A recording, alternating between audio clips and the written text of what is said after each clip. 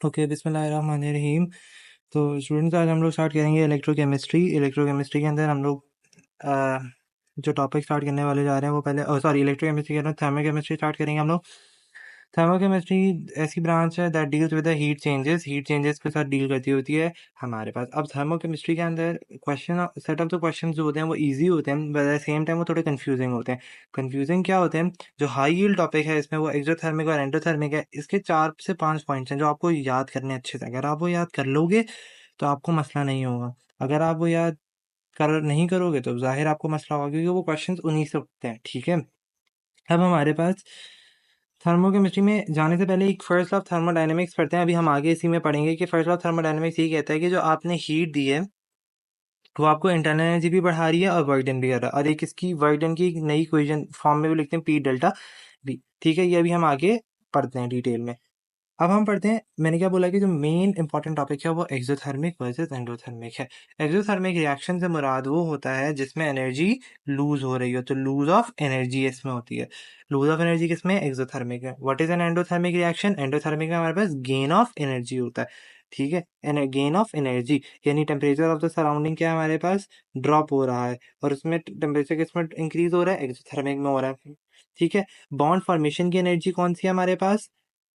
Exothermic. Bond breaking की कौन सी एनर्जी है? एंडोथर्मिक। ठीक है, बॉन्ड ब्रेकिंग की कौन सी है? एंडोथर्मिक। बॉन्ड फॉर्मेशन की कौन सी है? एक्सोथर्मिक। इसके बाद हमने एक और चीज पढ़नी है कि किसका प्रोडक्ट ज्यादा स्टेबल है। तो हमारे पास एक ग्राफ बनाते होते हैं हम लोग इस तरीके से। ग्राफ क्या, पहले हम बता देते हैं कि याद करने वाली बात है कि एक्सोथर्मिक का प्रोडक्ट ज्यादा स्टेबल है, प्रोडक्ट इज मोर स्टेबल, और इसका प्रोडक्ट अनस्टेबल है। ठीक है, और फिर इसके बाद एक आता होता है एक्टिवेशन एनर्जी। जो हमारे पास फॉरवर्ड की है वो कम है as compared to activation energy of reverse की। और एंडोथर्मिक में ऑपोजिट हो जाता है कि फॉरवर्ड की कम होती है और रिवर्स की नहीं, फॉरवर्ड की ज़्यादा हो जाती है और रिवर्स की कम। इस बात को ज़रा हम ग्राफ से समझते हैं कि क्या मतलब है इस बात का।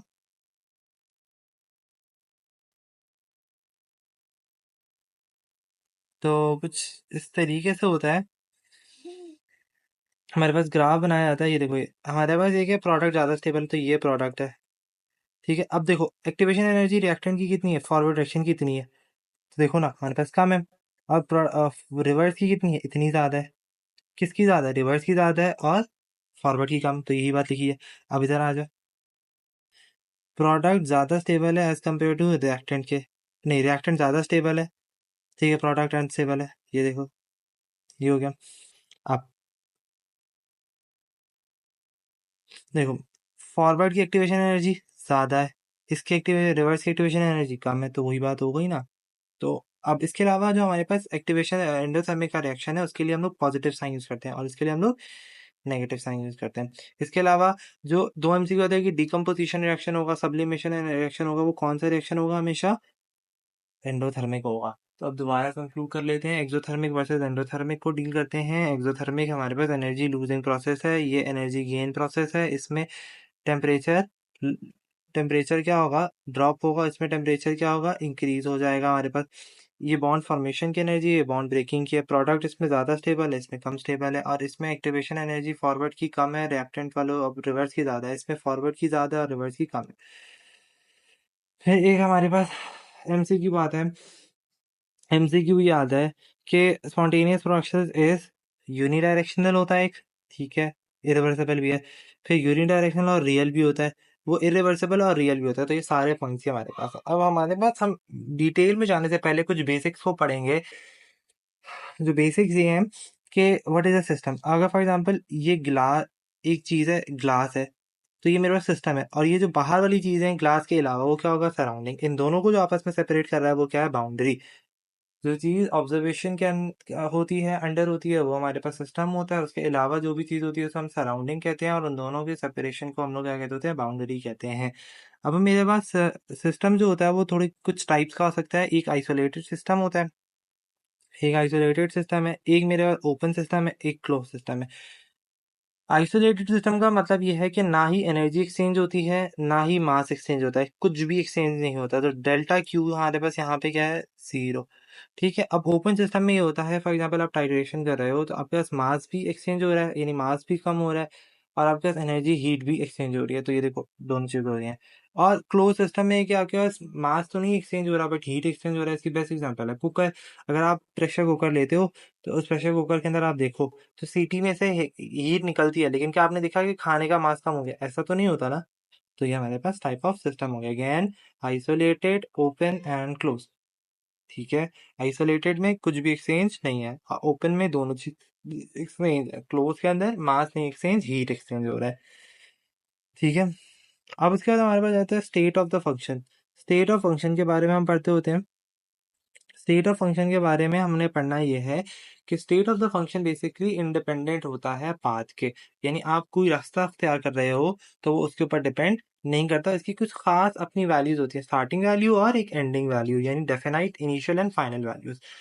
अब हमारे पास इसकी एक एमसीक्यू सॉल्व करते होते हैं हमारे पास कि which of the following is a state function. यानी स्टेट फंक्शन क्या है जो कि इंडिपेंडेंट हो पाथ के। तो हमारे पास क्या क्या ऑप्शन आ जाते हैं? इंटरनल एनर्जी है, एक वर्क डन है, हीट है, या और। तो हमारे पास जो स्टेट फंक्शन है वो इंटरनल एनर्जी है। स्टेट फंक्शन से मुराद ये है कि ये पाथ पे डिपेंड नहीं करता। और पाथ फंक्शन से मुराद ये है कि अगर आप फॉर एग्जांपल वर्क डन है और हीट है, ये पाथ पाथ फंक्शन है, यानी हमारे पास ये पाथ पे डिपेंड करते होते हैं। यानी आप इस डायरेक्शन में जा रहे हो तो वर्क डन की वैल्यू कुछ और निकलेगी, अगर इस डायरेक्शन में जा रहे हो तो वर्क डन की वैल्यू कुछ और निकलेगी। तो आपके फर्स्ट ईयर के अंदर एक चैप्टर आता है वर्क एंड एनर्जी, उसके अंदर आपके पास इक्वेशन आती होती है वर्क डन की।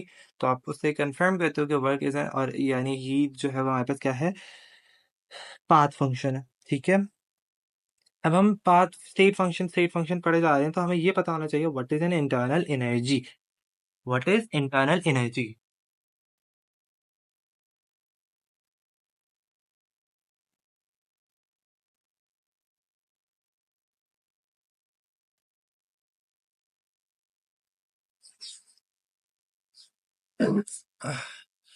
तो अब इंटरनल एनर्जी बेसिकली क्या है?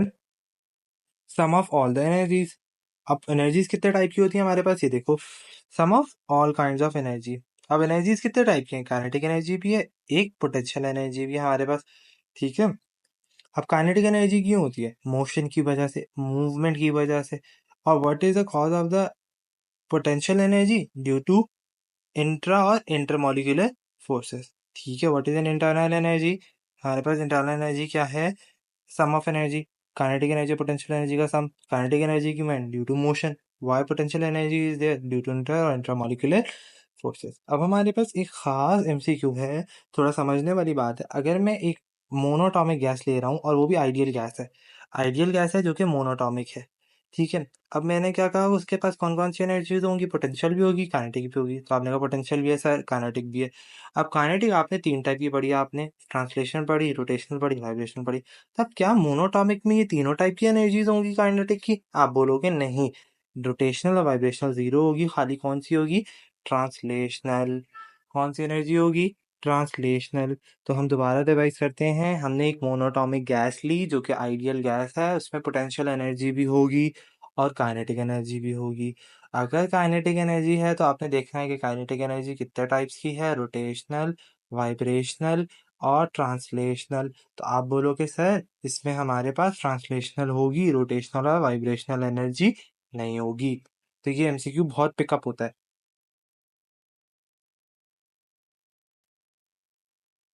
ओके, अब आगे हम बढ़ते हैं। होप सो आपको पाथ फंक्शन, स्टेट फंक्शन की बातें क्लियर हो गई हों। अब हमने पढ़ना है first law of thermodynamic. What is the first law of thermodynamic? Again मैंने आपको बताया था कि आप जो एनर्जी दे रहे हो इस तरीके से हीट दी है, वो आपके पास एक तो इंटरनल एनर्जी भी बढ़ाएगी और साथ वर्क डन भी करेगी। अब इसमें जो करने इम्पोर्टेंट बात है वो ये है कि वर्क डन जो सिस्टम कर रहा है वो क्या होगा? नेगेटिव। तो I should highlight this point, work done by the system is negative and work done on system is positive. ये फिजिक्स के ऑपोजिट बात है, but you have to learn it कि work done on system is positive, work done by system is negative. जो system कर रहा है काम वो क्या है? नेगेटिव होगा। अच्छा, अब हमारे पास आपने हीट की वैल्यू निकालनी है कांस्टेंट वॉल्यूम।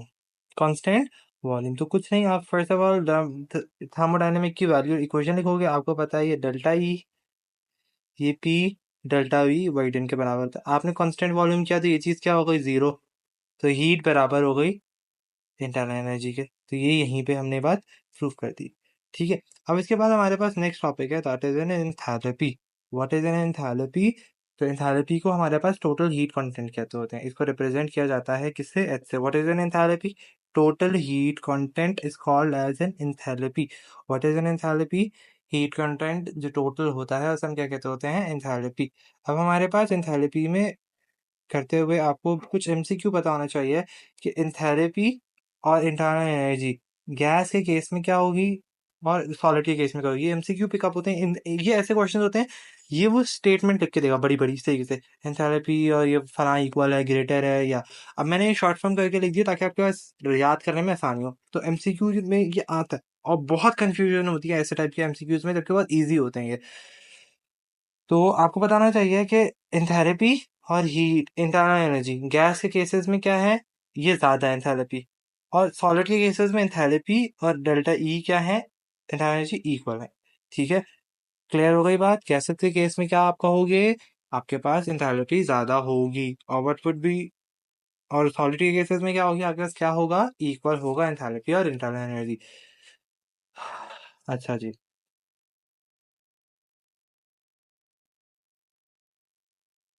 अब आगे बढ़ते हैं।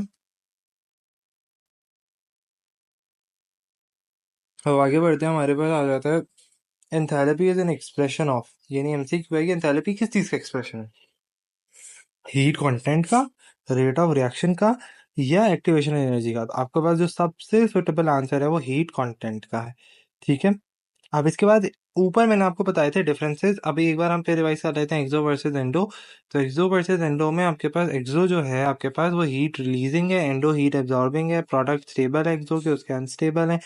फॉरवर्ड की एक्टिवेशन एनर्जी कम है, रिवर्स की ज़्यादा है। हमारे पास फॉरवर्ड की एक्टिवेशन एनर्जी ज़्यादा है, उसमें कम है, और टेम्परेचर सराउंडिंग इंक्रीज हो रहा है, कम हो। तो प्रोडक्ट किसका स्टेबल है? एक्सोथर्मिक का। अब आ जाओ नीचे, एमसीक्यू आ गया ये रहा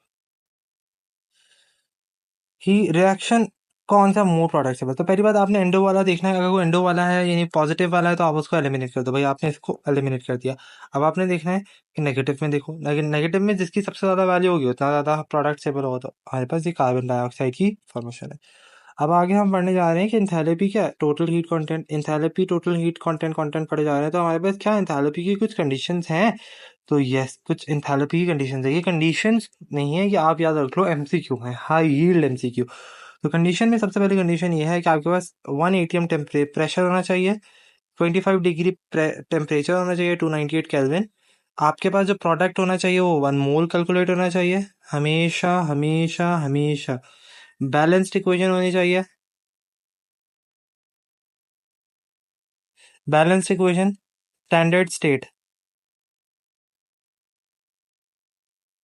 एलिमेंट स्टैंडर्ड स्टेट में होने चाहिए। अब एंथैल्पी ऑफ फॉर्मेशन के बारे में देखते हैं कि एंथैल्पी ऑफ फॉर्मेशन क्या है। फॉर्मेशन एलिमेंट की एक कंपाउंड की फॉर्मेशन की एनर्जी जो है एंथैल्पी ऑफ फॉर्मेशन होती है, वही स्टैंडर्ड स्टेट में हुए 1 मोल के लिए आप निकाल रहे हो, और आप क्या ये हो गया। ठीक है, आप 1 मोल के लिए ही कैलकुलेट कर रहे हो। अब उसके बाद एंथैल्पी ऑफ,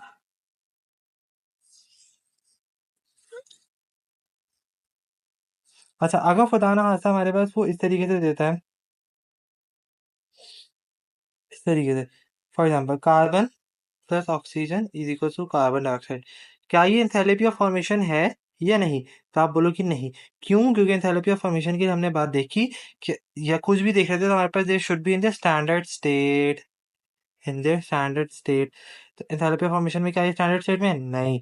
तो आप कहोगे ये एंथैल्पी ऑफ फॉर्मेशन नहीं है। फिर उसके बाद हम लोग नेक्स्ट चीज देखते हैं, enthalpy of atomization. Enthalpy of,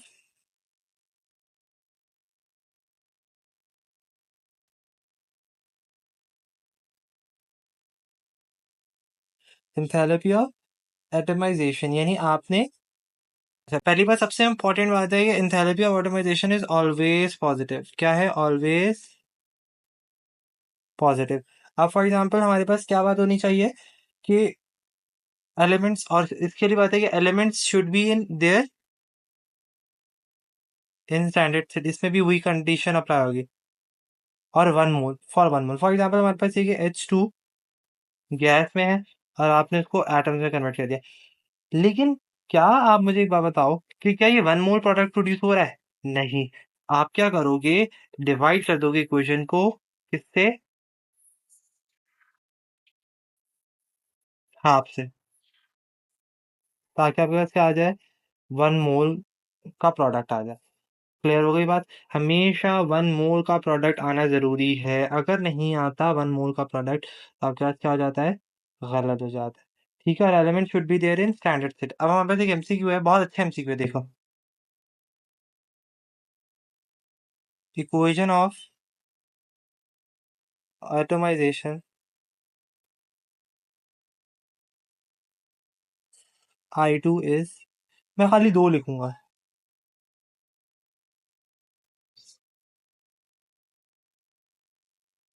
half I2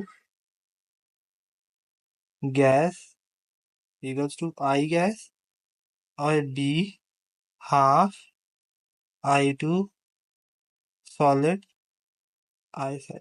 अब आप मुझे बताओ कि इसका करेक्ट ऑप्शन क्या होगा, ए ऑप्शन या बी ऑप्शन? तो हमने क्या पढ़ा कि पहली बात 1 मोल के लिए होना चाहिए, आपने कहा ये दोनों बातें आ रही हैं। फिर दूसरी बात हमने क्या की थी, that it should be in the standard state. तो अब देखो आयोडीन किस फॉर्म में होता है, सॉलिड फॉर्म में, तो इसका मतलब ये ऑप्शन सही है। तो आपने बहुत गौर से हमारे पास देखना है कि किस तरीके से होता है। फिर हमारे पास होता है एंथैल्पी ऑफ न्यूट्रलाइजेशन।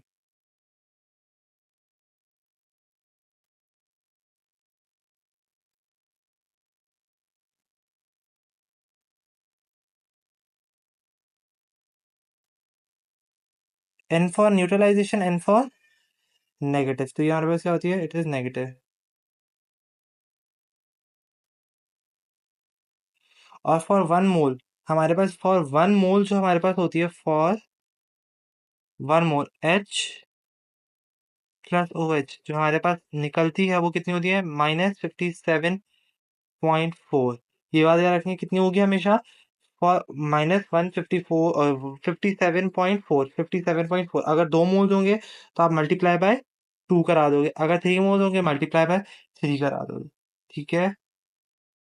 अच्छा, एंथैल्पी ऑफ कंबशन।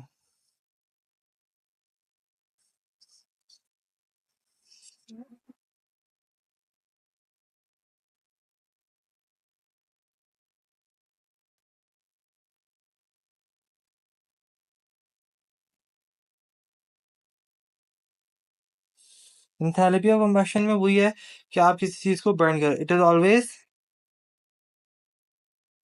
नेगेटिव। आप किसी चीज को एक्सेस ऑफ ऑक्सीजन में बर्न कर रहे हो, एक्सेस ऑफ ऑक्सीजन में बर्न कर रहे हो। फिर हमारे पास आती है एंथैल्पी ऑफ सॉल्यूशन। ठीक है, एंथैल्पी ऑफ,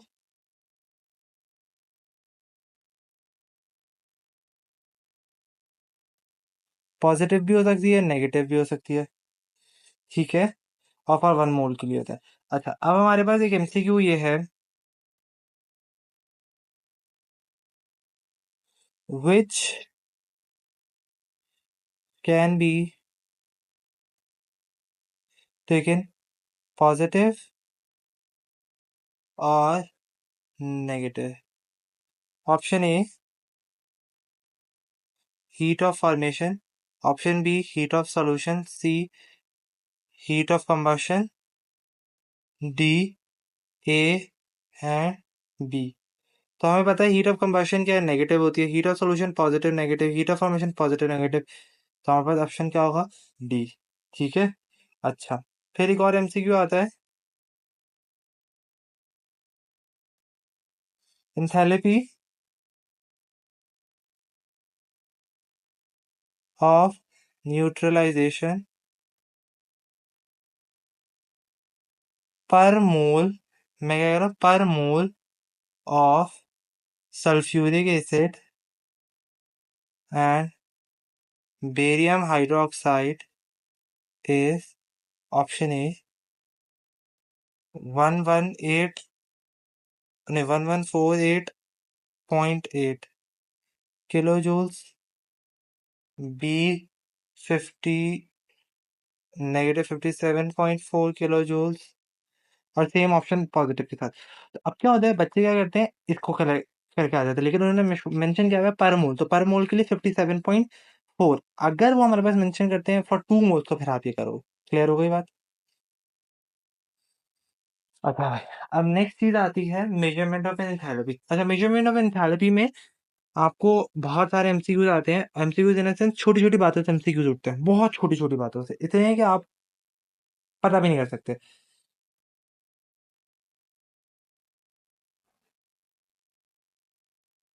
आपने इनकी डिटेल्स में नहीं जाना क्योंकि पीएमसी के सिलेबस में नहीं है, तो हम इतनी डिटेल करेंगे, डिटेल मतलब इतनी बातें कर लेंगे जो हमारे पास एमसीक्यू निकाले। तो व्हाट इज एन कैलोरीमीटर क्या है? Measured of enthalpy.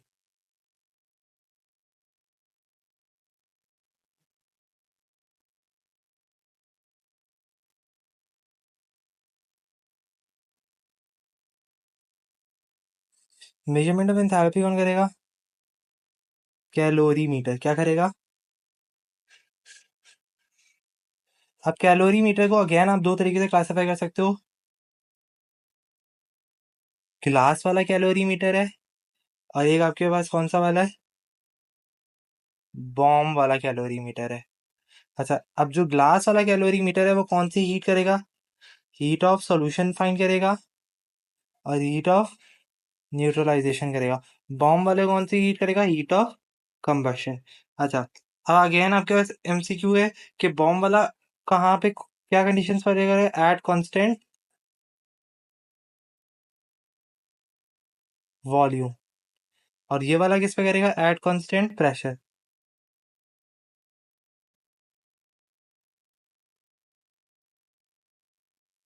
तो कितने एमसीक्यूज निकल गए?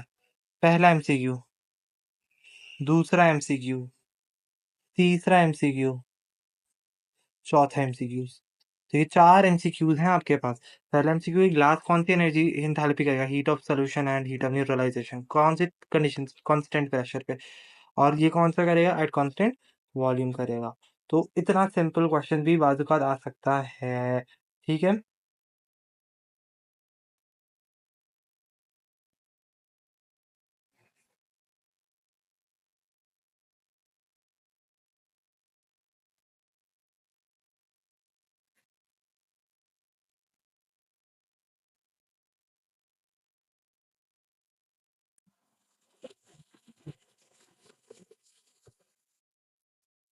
ओके, अब एक 5 रुपए में क्वेश्चन आया हुआ है, देख लेते हैं। Heat of combustion of ethane C2H6 is -337 kilojoules per mole at 25 degree. If 3 grams of C2H6 is burned, then heat will be। तो बहुत आसान है। आपको देखो, ईथेन का मास कितना होता है? C2H6 का मतलब ये है 2 × 12 + 6 × 1, 2 × 6 = 24 + 6 = 30। सिंपल आपके पास क्या आ गया? आपने क्या रिलेशन करोगे? जो है 30 ग्राम्स कितनी दे रहा है आपके पास? 3। 30 ग्राम कितनी दे रहा है? 337। ठीक है। अच्छा, अब हमारे पास कितना 3 ग्राम कितना दे रहा है? तो आप क्या कर लोगे?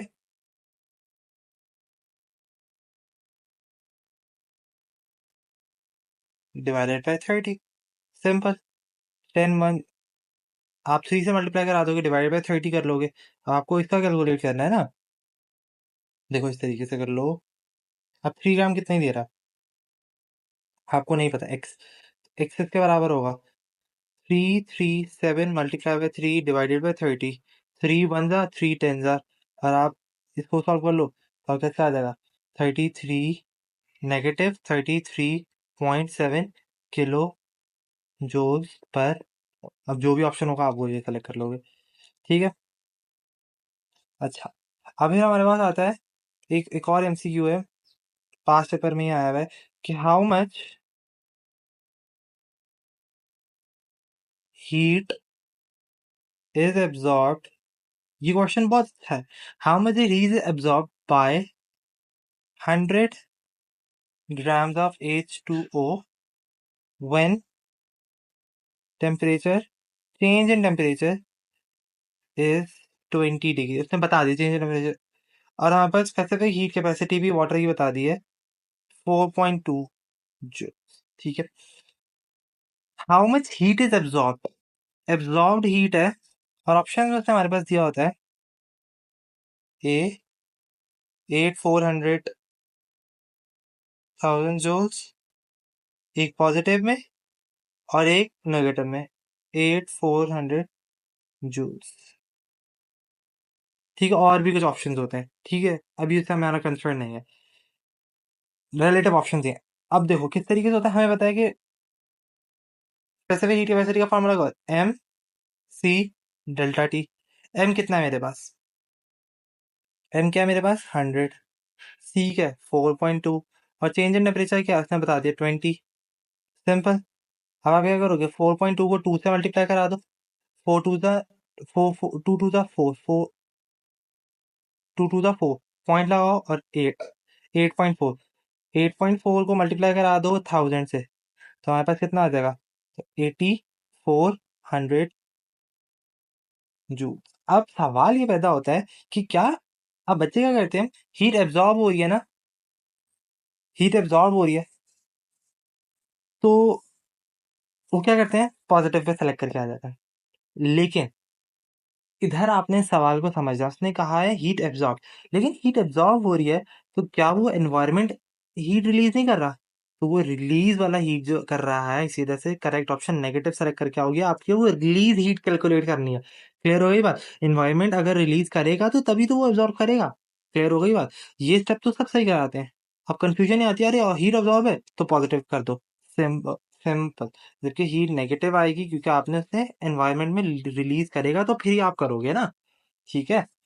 अब हम बात करते होते हैं नेक्स्ट टॉपिक पे, that is hedges law.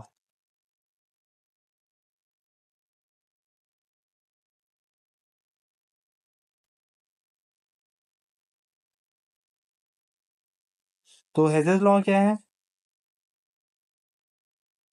Hedges, आप क्या कहते हैं, एंथैल्पी सिंगल स्टेप में निकालो या मल्टीपल स्टेप में निकालो? और multiple step it would be same. क्या होगी वो? हमेशा सेम होगी। अच्छा, सबसे पहले इंपॉर्टेंट बात ये है कि नोट किन एलिमेंट्स की हेजेस लॉ इस्तेमाल करते हैं। नोट, ये बहुत इंपॉर्टेंट एमसीक्यू है। Carbon tetrachloride Al2O3 and beryllium B2O3 हमारे पास कैन बी कैलकुलेटेड बाय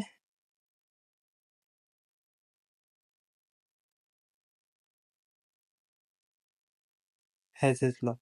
आप इनकी नॉर्मल तरीके से नहीं कैलकुलेट कर सकते, इनकी आप किससे कैलकुलेट करोगे? हेजेस लॉ के जरिए से करोगे। तो हेजेस लॉ किस तरीके से होता है? बहुत सिंपल तरीका कि हमारे पास डायरेक्ट करो इनडायरेक्ट करो, आंसर सेम आना चाहिए। क्लियर हो रही है बात?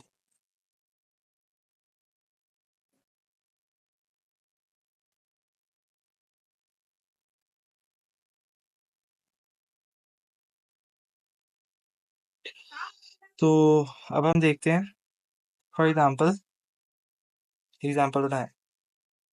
वो कह रहे हैं carbon graphite plus oxygen equals to carbon dioxide. ये एंथैल्पी में डायरेक्ट ले रहा हूँ 393। ठीक है, मैं यूनिट से ही लिख रहा। Carbon diamond equals to oxygen equals to carbon dioxide 395। अब आपने ग्रेफाइट से कार्बन डायमंड में जाना है, इसकी आपने कैलकुलेट करना है। सिंपल, आप क्या करोगे? रिवर्स कर दो सेकंड इक्वेशन को और ऐड कर दो। ठीक है। तो अगर क्या करोगे? रिवर्स कर दो सेकंड इक्वेशन को और ऐड कर दो, तो reverse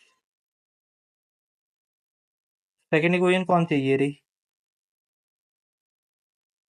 and add into first, तो क्या? कार्बन ग्रेफाइट प्लस ऑक्सीजन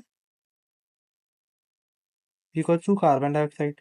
अब दूसरी वाली क्या है? Carbon dioxide equal to carbon diamond plus oxygen.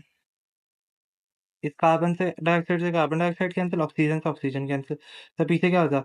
Carbon graphite convert हो गया कार्बन डायमंड है। अब वैल्यूज कैलकुलेट करो, जो मेन पॉइंट है ऊपर वाले का क्या है, कार्बन डायमंड वाला हमारे पास क्या था, ग्रेफाइट वाले का क्या था, -393, और इसको आपने रिवर्स कर दिया था तो +395, तो ऐड कर दो तो आपके पास क्या आ जाएगा, 2 kJ/mol।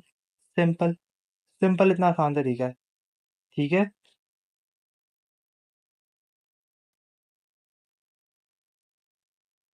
क्लियर हो गई बात। हेजल लॉ कि आप एक स्टेप में करो या मल्टीपल स्टेप में करो, आगे आंसर क्या आना है, सेम आना है। ठीक है,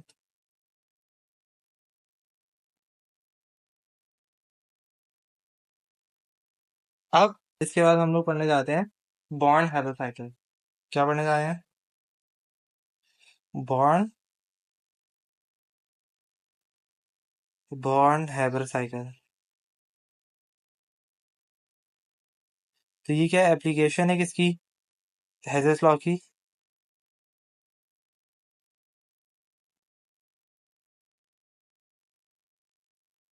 हेजल्स लॉ, ठीक है। आप क्या फाइंड करते हो, फाइंड लेटिस एनर्जी।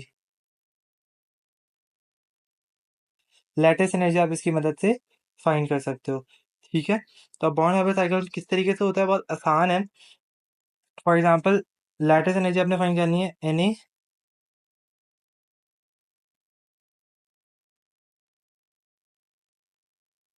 आपने इसकी लेटेस्ट फाइंड करनी है। तो किस तरीके से लेटेस्ट फाइंड करोगे, आपको सबसे पहले क्या करना है, सोडियम को, सोडियम किस में होता है, सॉलिड में, तो आप कन्वर्ट करोगे सोडियम को गैस के अंदर, तो ये क्या होगा, सब्लिमेशन एनर्जी। तो सॉलिड, सॉलिड की जो सब्लिमेशन एनर्जी होती है वो होती है हमारे पास,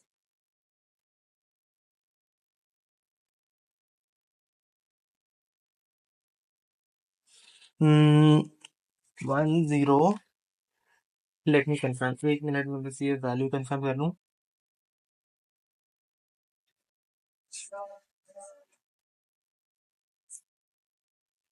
तो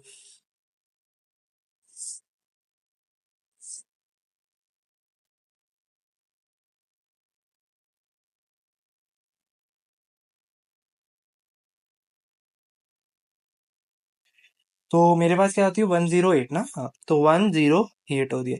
अब आप क्या करोगे, सोडियम सॉलिड में कन्वर्ट हो तो गया है, तो अब आप सोडियम की क्या करोगे, आयनाइजेशन करोगे, तो सोडियम गैस को कन्वर्ट कर दोगे सोडियम +1 और +1 इलेक्ट्रॉन में, तो ये हमारे पास किस में कन्वर्ट हो गया, ये कितनी हो गया हमारे पास, आप जाहिर है एनर्जी दे रहे हो तो ये क्या होगा, 496 kJ। अब आपने क्या करना है, जो क्लोरीन है, क्लोरीन गैस फॉर्म में है, लेकिन वो अपनी मोनोटॉमिक फॉर्म में तो नहीं है, तो आप क्या करोगे, क्लोरीन को डिसोसिएशन एनर्जी दोगे, तो क्लोरीन Cl2 गैस, ताकि कन्वर्ट हो जाए क्लोरीन गैस के अंदर खाली, तो आप इक्वेशन को इस तरीके से डिवाइड कर दो, तो आपके पास क्या आएगा, 1 2 1। अब आपके पास क्लोरीन को, क्लोरीन गैस तो है, अब आप एक इलेक्ट्रॉन इसके अंदर ऐड कराओगे, जो कि क्या है, इलेक्ट्रॉन एफिनिटी, तो इसकी इलेक्ट्रॉन एफिनिटी कितनी होगी, ये नेगेटिव निकलेगी, ये क्या होगी, नेगेटिव, -349 kJ/mol हो गई। अब हमारे पास कैलकुलेट करना है कि देखो, ये क्लोराइड आयन भी बन गया, क्लोराइड आयन को कंबाइन किया सोडियम आयन के साथ, तो आपके पास एनर्जी कितनी आएगी, तो हमें तो नहीं पता, तो हम अलबत्ता क्या इक्वेशन बना सकते हैं, हीट ऑफ फॉर्मेशन किसके बराबर है, heat of sublimation plus heat of ionization plus heat of atomization plus heat of electron affinity plus heat of lattice energy. आप मुझे बता दो क्या क्या वैल्यूज हमें पता है, हीट ऑफ फॉर्मेशन तो हमें पता है ना, कि कितनी होती है, 4 11 11, हीट ऑफ ये कितनी थी, 108 पॉजिटिव, हीट ऑफ आयनाइजेशन कितनी थी हमारे पास, +496, हीट ऑफ ऑटोमाइजेशन कितनी थी हमें पता है, 121, हीट ऑफ ये कितनी थी, -349, और प्लस लैटिस एनर्जी। अब सब सॉल्व आउट करके आप उस साइड पर ले जाओ, लेफ्ट हैंड साइड पे, तो आपके पास आंसर आ जाएगा हीट ऑफ लैटिस का, जो कि होता है 787 kJ/। Simple, this is the बॉन्ड हैविल साइकिल, एप्लीकेशन है उसकी। और ये पेपर में कैलकुलेशन के लिए नहीं आता, सिंपल आपको वो वैल्यूज दे देगा इस तरीके से सारी, लैटिस की भी देगा, आपको हीटर फॉर्मेशन भी देगा, ये भी देगा, सप्लीमेशन भी देगा, आयनाइजेशन भी देगा, एटोमाइजेशन भी देगा, इलेक्ट्रॉन एफिनिटी पे बोलेगा आप लैटिस एनर्जी कैलकुलेट करके दे दो। तो वो बहुत आसान है, आप आराम से कैलकुलेट कर सकते हो। तो इंशाल्लाह हम लोग चैप्टर को अपना एंड करते हैं यहीं पे, और होप्स आपको समझ आया, और नेक्स्ट क्लास में इंशाल्लाह हम इसके एमसीक्यूज और पास पेपर्स करेंगे। अल्लाह हाफिज़, टेक केयर।